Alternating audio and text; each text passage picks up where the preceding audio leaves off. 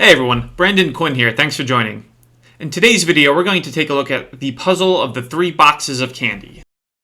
There are 3 boxes of candy sitting in front of you. The first box is labeled as having chocolate bars, the second box is labeled as having wafer bars, and the third box is labeled as having a mixture of both.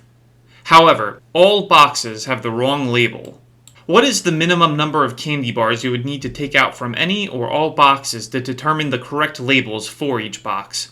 Note that you can't directly look inside of any box. You can only pull out candy bars blindly. Pause the video now if you want to give this a shot for yourself, and when you're ready, come back and we'll review the answer together. Usually, in this part of the video, we would start by breaking down the problem and then work our way to the solution, only revealing the solution at the end. But I'm going to flip the script in this video and reveal the solution up front. Surprisingly, the answer is you only need to pick one candy bar from one box in order to determine the correct labels for every single box. The key insight here is that every box is labeled incorrectly, which means that for any given box, you can immediately rule out one of its possible assignments, leaving only 2. We can use this to our advantage, especially when dealing with the box that's labeled as having a mixture of the 2 bars, which I'm going to call the random label box. Because this box has the random label, we know for a fact it doesn't have a mixture of the 2 bars inside. It has all of either one or the other. At this point, we're going to actually pull out a bar from that box, and for the purposes of this walkthrough, let's say it's a chocolate bar. Since we know this box can't be the mixed box, we know for a fact now, after pulling out that bar, that it is the chocolate bar box, so we can apply the label accordingly, which I've done in the top margin there.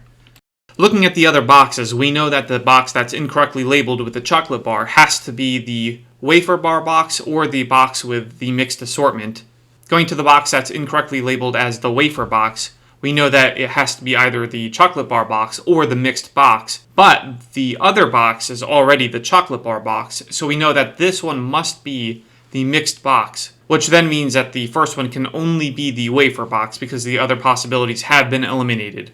In that example, we assumed the chocolate bar was the bar we pulled out of the random label box, but the logic would work exactly the same way if we had pulled out the wafer bar instead.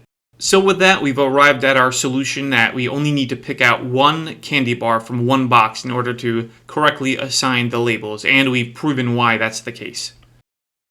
If you like that puzzle, please be sure to like and subscribe to stay up to date on more puzzles that either I create myself or find along my journeys on the internet. And be sure to check out my book, Mental Mosaics, where I have 200 unique puzzles on various topics such as lies, clocks and calendars, chessboards, and infinity. And be sure to check out my game Hexagon, which is a Sudoku-inspired game of hexagons, available on the app stores as well as in book format.